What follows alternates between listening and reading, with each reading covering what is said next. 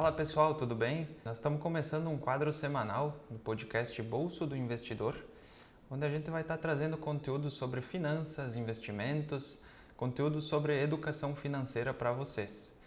Eu me chamo Matteo Arosi, tenho 23 anos, tenho algumas certificações financeiras, hoje eu trabalho numa instituição financeira, estou me formando também na Faculdade de Ciências Contábeis. Hoje, então, a gente vai estar trazendo o livro Pai Rico, Pai Pobre, para a gente comentar um pouquinho com vocês. Até comenta aí se vocês já leram ou ouviram falar sobre esse livro. Bom, é um prazer, então, estar participando desse quadro, né, Matteo? A gente é sócio nessa jornada aí do Bolso do Investidor, nessa página, onde a gente vai estar tentando levar um conteúdo de qualidade de educação financeira toda semana, né? Hoje a gente vai estar trazendo sobre o livro Pai Rico, Pai Pobre, mas queremos toda semana trazer algum conteúdo, né, de valia para os nossos inscritos, né? Então eu me chamo Leonardo Trivelin, sou formado em gestão de empresas, tenho MBA em gestão de portfólio e macroeconomia, trabalho também em instituição financeira fazem 8 anos, são 3 anos e meio que a gente trabalha junto como colega, né, Matteo?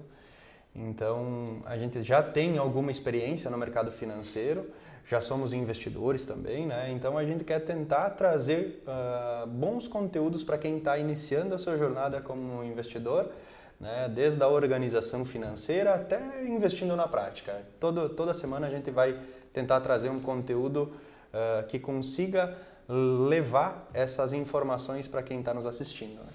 E o livro é muito bom, né, para quem está iniciando essa trajetória, né, buscando alguma referência, algum conteúdo sobre finanças, organização financeira, investimentos, porque ele trata, assim, desde a parte de mentalidade, ele adentra em algumas questões de ativos, passivos, né, então ele vai avançando no decorrer do livro.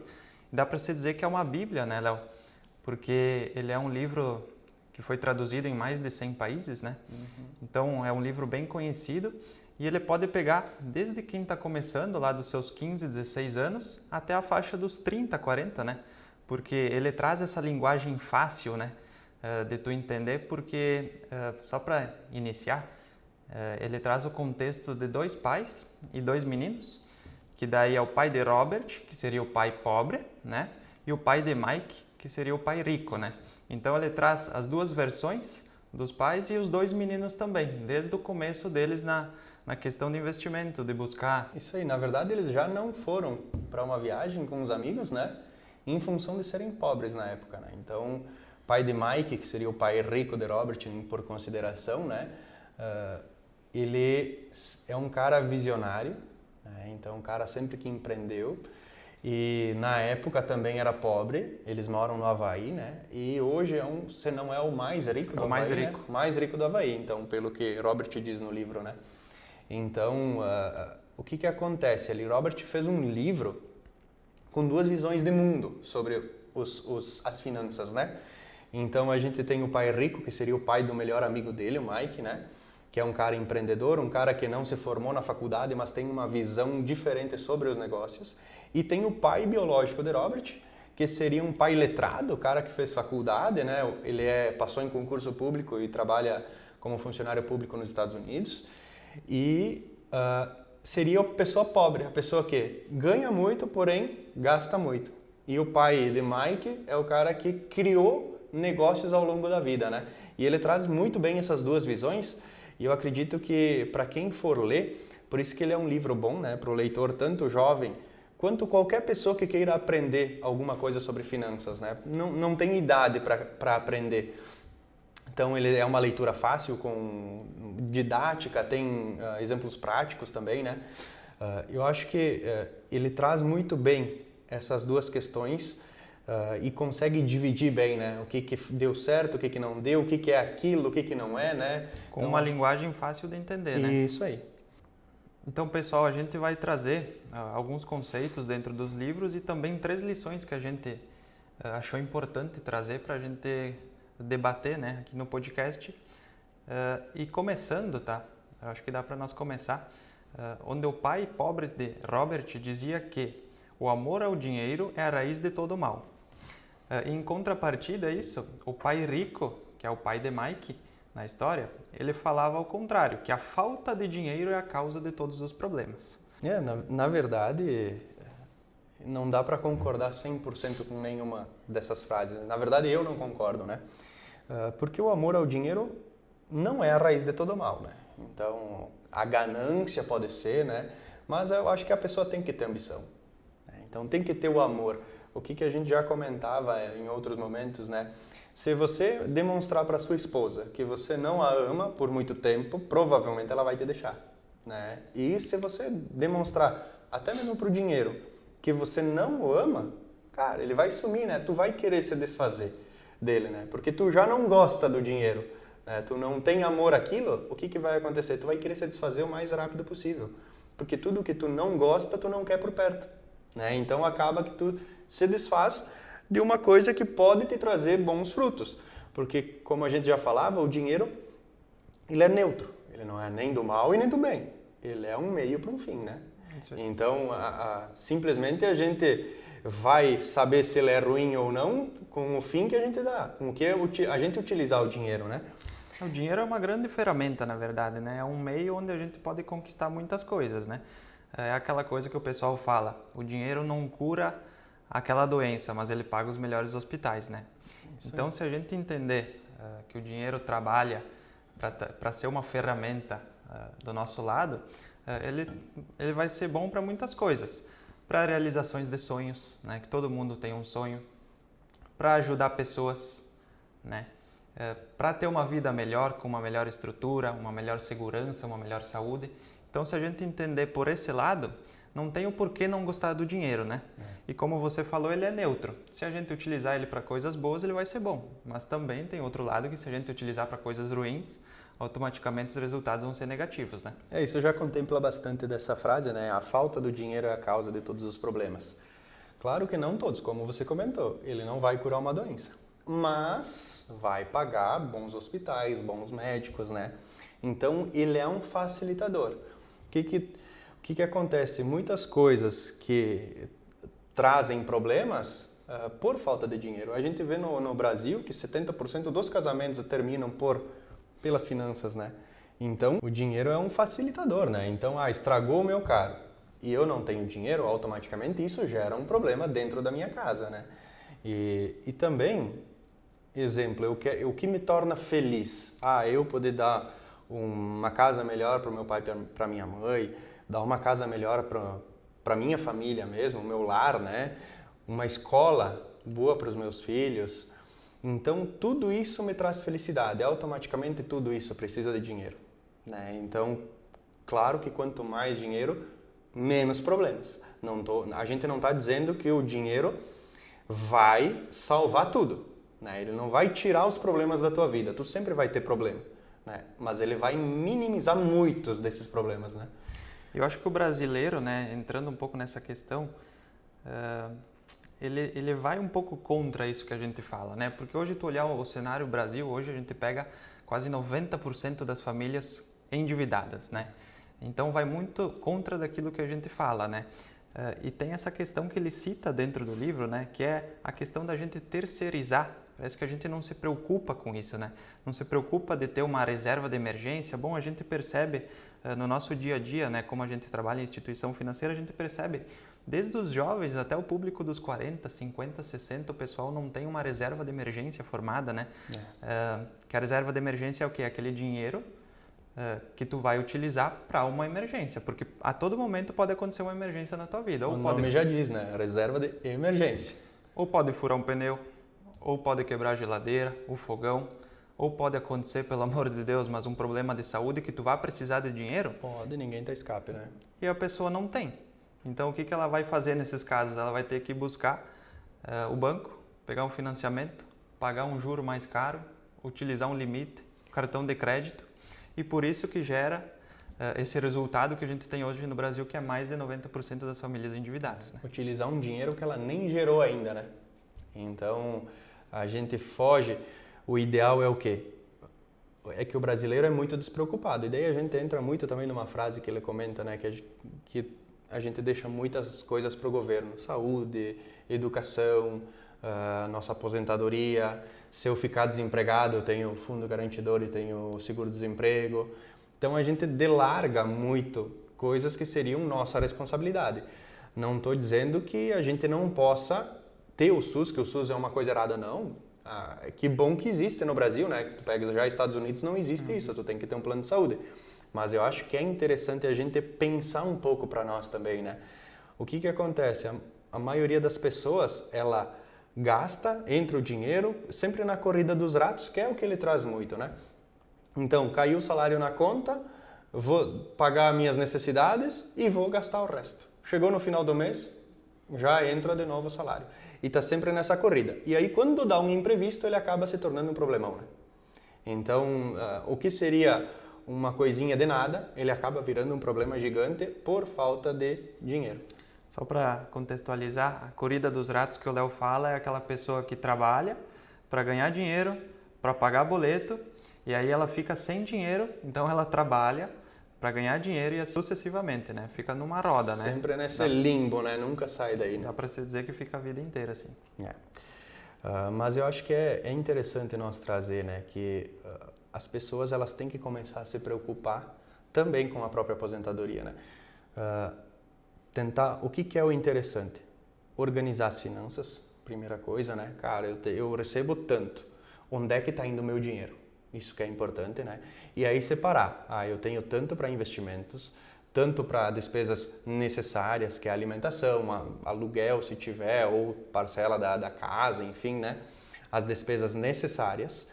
E aí sim, depois a gente vai para o lazer, sempre o último lazer, né? Entender onde é que está.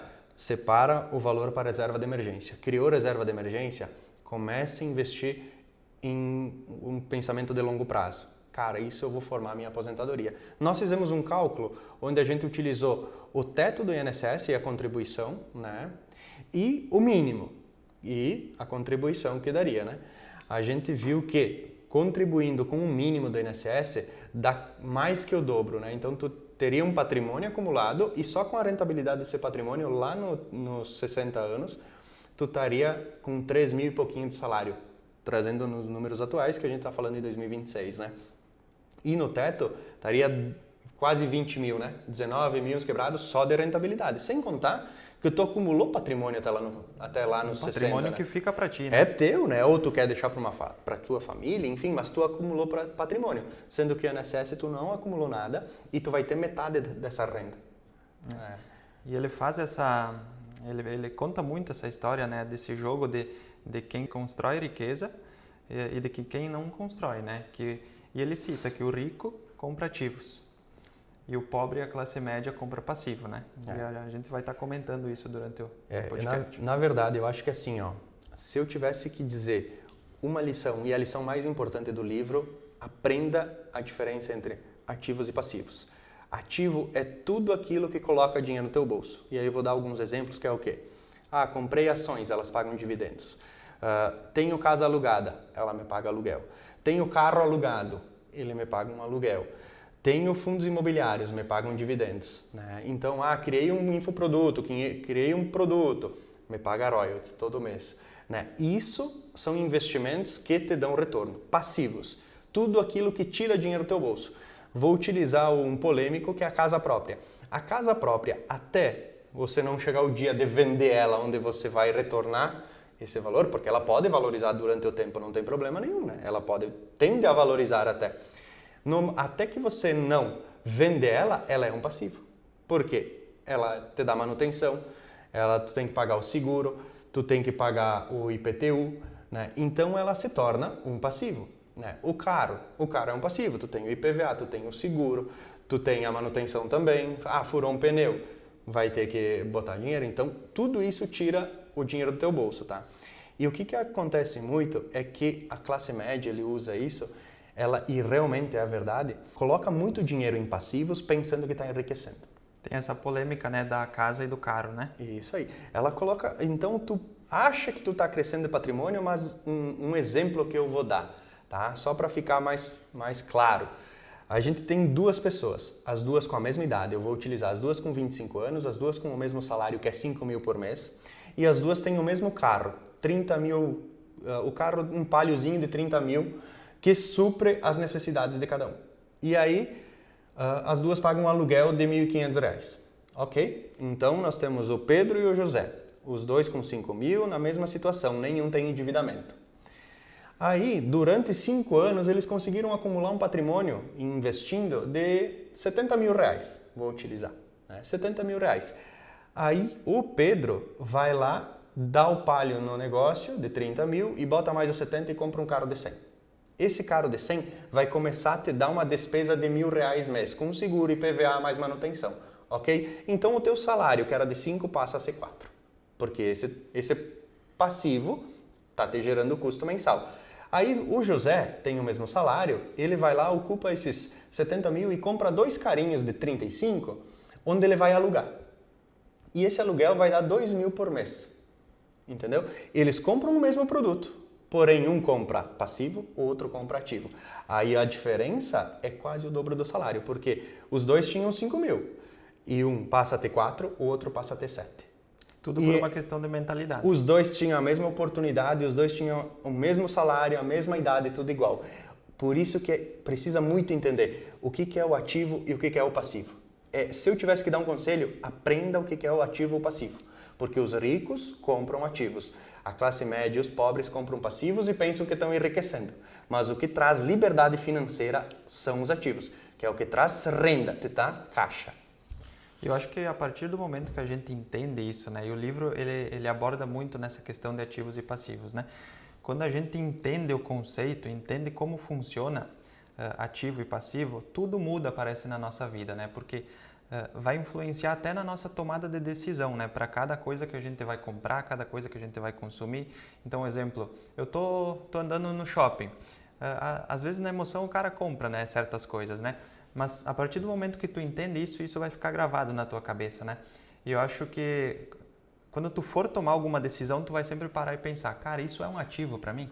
Ou é um passivo? Vai me gerar mais despesa, vai aumentar meu custo de vida, vai aumentar meu padrão de vida e vai me gerar despesa? Ou ele vai me trazer retorno financeiro?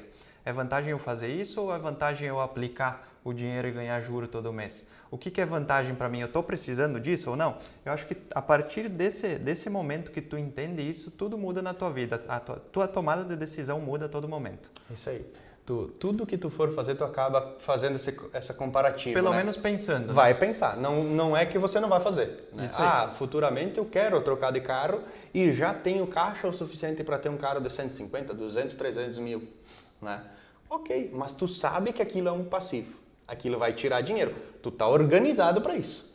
Isso que é o importante. A gente não está dizendo que o que é certo na tua situação e errado. É errado tu ter uma casa, é certo tu ter uma casa. Não. A gente quer que você entenda o que é um ativo e o que é um passivo. Porque no momento que tu for fazer um negócio, tu vai saber o que tu está fazendo. E aí tu vai entender. Eu já tenho condições de ter esse passivo. Eu já tenho condições ou não. Ou agora é o momento de comprar ativos, me ferrar mais um tempo, sofrer mais um pouquinho, mas que esses ativos consigam fazer mais caixa para mim, para que eu consiga investir mais em ativos e depois sim ter a tranquilidade de poder fazer mais viagens e de repente daqui 2, 3 anos esse carro que tu acha que era importante para ti hoje não vai mais ser mais importante. Já mudou tudo e vai ser outra coisa que é importante. E aí o que acontece? Tu comprou esse carro, se tu não fez o negócio, ok, tu entendeu, ainda bem que eu não fiz o negócio, hoje eu já consegui investir em outras coisas. Agora se tu fechou, ele atrasou quanto tempo na tua vida? E tu foi perceber que ele não era importante lá na frente. Mas ele já perdeu o valor, tu já investiu dinheiro nele. Então é importante fazer esses negócios. E tu deixou de ganhar um dinheiro que muitas vezes poderia estar aplicado rendendo para ti, né? A gente não está dizendo que não tem que ter o carro, não tem que ter a casa, né? Mas é bom entender o contexto da história, né?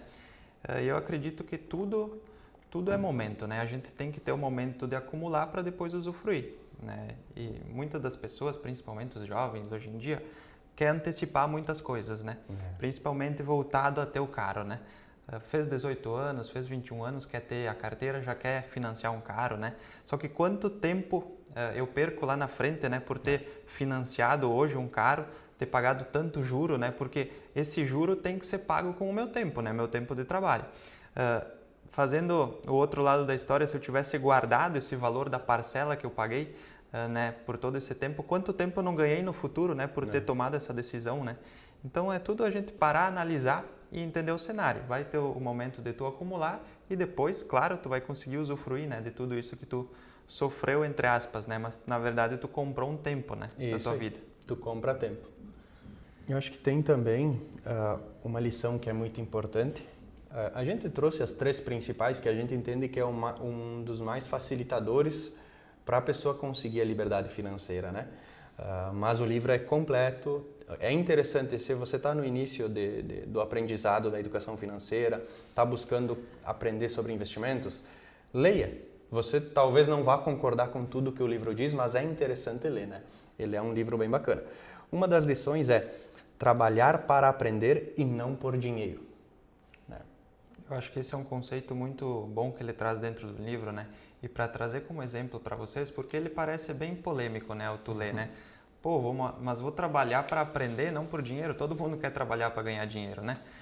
Mas usar como exemplo, vou usar o nosso cenário como exemplo, tá? A gente trabalha em instituição financeira e um dos cargos mais altos dentro do ramo bancário é o gerente de negócios, que seria o gerente de conta, né? E eu sempre almejo isso, né? Porém, hoje eu estou como assistente de negócios, né? Uma suposição. Para mim chegar a gerente de negócios, eu tenho que aprender muita coisa antes, né? Tenho que aprender as técnicas de venda, entender mais sobre alguns produtos, enfim, eu tenho que aprender muitas coisas, passar por experiências, né? Dentro de um tempo, né? Na carreira bancária para chegar ao nível de gerente de negócios. Hoje, como assistente, eu ganho 2.500, mas porventura eu recebi uma proposta para sair do banco para trabalhar como motorista de caminhão, vou usar como exemplo, né? Não desmerecendo a profissão, Só né? foge Mas do teu objetivo. foge do meu objetivo, que é ser gerente de negócios. Como motorista de caminhão, me oferecendo 3.500, R$ 1.000 a mais.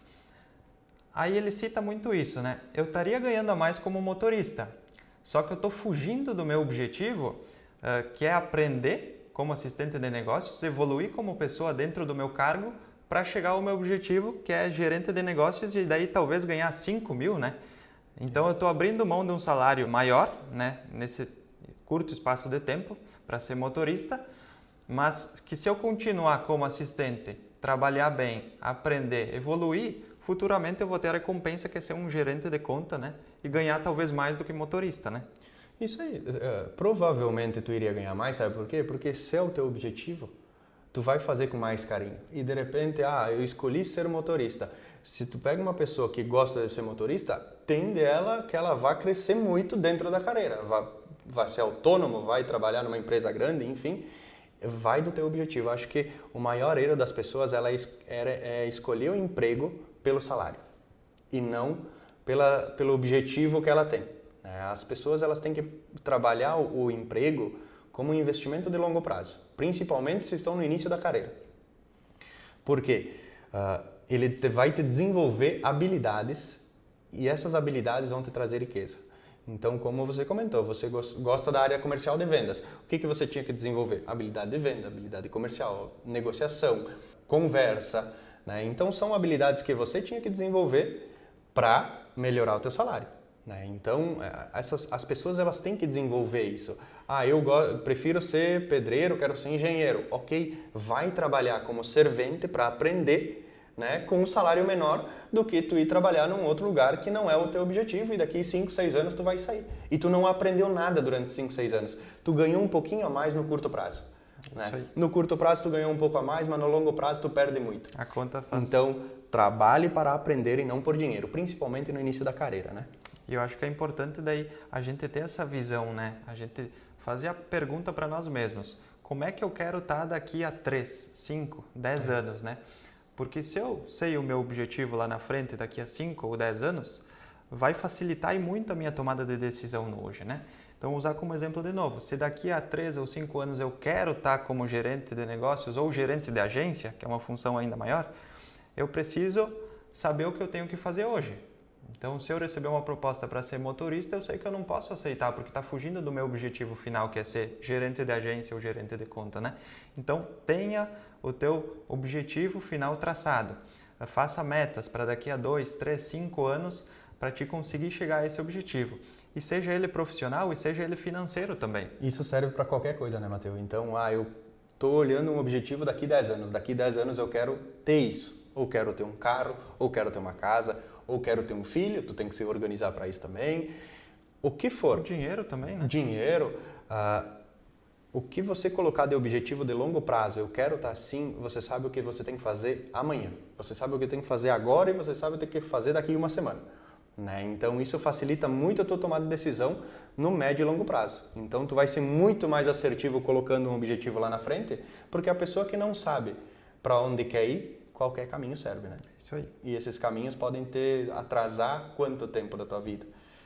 Partindo então para a próxima lição, ele cita muito dentro do contexto do livro o pagar-se primeiro a si mesmo, que é tu pagar a ti primeiro do que tu ter os teus gastos mensais, as tuas necessidades, os teus consumos. Eu concordo plenamente com essa afirmação, porque toda vez que você deixa para depois, quando cai o salário na conta de alguém, o que ela faz primeiro? Paga as necessidades, paga a parcela do carro, paga a fatura do cartão, paga isso, e se sobrar, vou ver se eu guardo, né?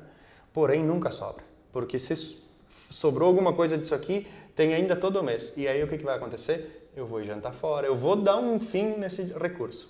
Agora, o ideal é o quê? Caiu o salário na conta e eu vou chutar, 3 mil por mês, e eu vou separar 10% para criar minha reserva de emergência e os investimentos. R$300 tem que sair na hora, vai sobrar 2.700 e aí depois tu começa a pagar os teus boletos, pagar a tua fatura, pagar o que tem que pagar, né? As tuas necessidades, que é importante. Então, primeiro pague a si, a gente tem que ser o nosso melhor cobrador, né? Porque se a gente ficar devendo no mercado ou no banco e eles ligar, a gente vai dar um jeito de pagar. Nem que a gente tem que fazer renda extra, né? Agora, o nosso futuro, a gente não se preocupa. Então, a gente tem que começar a se preparar, tem que começar a guardar. A gente tem um formato de orçamento, até do nosso... A gente criou né? A gente tem um e-book escrito e a gente criou um formato que é o quê? Separa. Principalmente se você está no início da vida ativa, né? Na construção de riqueza, separa 10% para investir, que é a criação de caixa primeiro, né? Reserva de emergência e depois partir para investimentos. 10% para investimentos em educação. Eu quero comprar um livro, quero comprar um e-book, quero comprar um curso online, quero fazer uma faculdade, né? 60% para as tuas necessidades, que é mercado, se tu tem aluguel, enfim, para te viver, luz, água, internet, tudo coisa que são necessárias. Elas podem flutuar, mas são necessárias, né? E 20% para lazer. Porém, os 20% do investimento em educação primeiro, sai logo, né? Isso eu já estou pagando para mim lá no futuro. E o resto vem depois, né? Porque se a gente não fizer assim, a gente vai acabar deixando na mão de outras pessoas para fazer e a gente não pode ser ingênuo. A gente tem que assumir a responsabilidade de dizer que se a gente não tem dinheiro, se a nossa vida está assim, muito vai pelas nossas atitudes, né? Então, preenche uma planilha de organização, entenda onde o seu dinheiro está indo, né? Depois disso, eu tô com uma despesa maior do que a minha renda e eu não tenho como abaixar, ok, é uma coisa, né? Aí tu vai ter que procurar um novo emprego, enfim, ou vai ter que cortar algumas coisas. Mas tem gente que não sabe para onde vai o dinheiro e quando vê foi num sorvete lá, eu não estou dizendo que não possa fazer, mas tem que entender onde foi, né? Pelo menos ver, né, em que tu gastou, né? Isso aí, tem que saber onde foi. Então organiza uma planilha de controle de gastos, pague primeiro a si, tira os 10%, 20% que seria o ideal, né? E o restante, aí tu vai pro consumo. E reforçando de novo, pague a si mesmo primeiro, né? A gente fez com nós, deu certo, tá dando certo, a gente enxerga o resultado, a gente precisa ser mais organizado com as finanças, saber onde o dinheiro está indo. A gente precisa gastar depois de investir e não investir depois de gastar, porque se tu levar isso como métrica, tu nunca vai guardar, tu nunca vai investir e lá na frente isso vai fazer uma grande diferença porque tu não vai ter nada, né? E daí vai estar sempre nessa corrida dos ratos, né? Porque vai estar sempre, que nem tu comentou, ganhando, pagando boletos, acabou o dinheiro, trabalha, ganha, paga boletos e está sempre nesse círculo que nunca acaba. Você tem que assumir a responsabilidade e entender, cara, isso muito depende de mim. Não vai chegar uma pessoa e falar, agora eu vou organizar as tuas finanças. Nunca vai chegar, esquece. Vai ter que partir de você. Você tem que assumir a responsabilidade. E o primeiro passo é, um mês pelo menos, entender aonde está indo o seu dinheiro. E aí, depois do entendimento, aí a gente vai para a organização. Eu quero 10%. O que eu tenho que cortar? Isso aqui. Mas tu tem que primeiro entender onde está indo o teu dinheiro e depois já começa pagando a si mesmo primeiro. Tu é a prioridade. E a gente não está falando que é uma coisa fácil de fazer. Não é fácil, realmente não é fácil. E às vezes a gente vai sofrer um pouco no início, né, por sair da nossa zona de conforto. Não é algo normal. Não é que não é algo normal para você. Não é algo normal para 90% do país, né, porque o país está endividado. Então a gente tem que pensar, quanto vale o meu futuro? Quanto vale eu ter um dinheiro guardado? Quanto vale eu ter uma reserva de emergência para mim, para minha família, ter uma segurança a mais? Quanto vale eu ter tempo para passar com a minha família lá na frente? Se faça essa pergunta, porque daí se para ti vale muito isso, vale a pena sofrer um pouquinho, vale a pena estudar um pouquinho a mais, entender um pouquinho a mais, que isso vai fazer diferença para ti. Chegamos ao fim do nosso primeiro podcast, nossa Primeiro de muitos, né? De muitos. Nossa intenção, então, como a gente já passou, toda semana trazer algum conteúdo de valia para quem está começando os investimentos, começando a organização financeira. Se você gostou do que a gente disse aqui, eu digo, a gente não está dizendo o que é certo ou o que é errado, a gente só quer fazer vocês refletirem sobre o assunto finanças, tá? E se vocês gostaram, não esqueça de dar um like aí e seguir a gente aí no canal. A gente vai estar trazendo conteúdo bacana para vocês. Fechou, valeu! Até mais!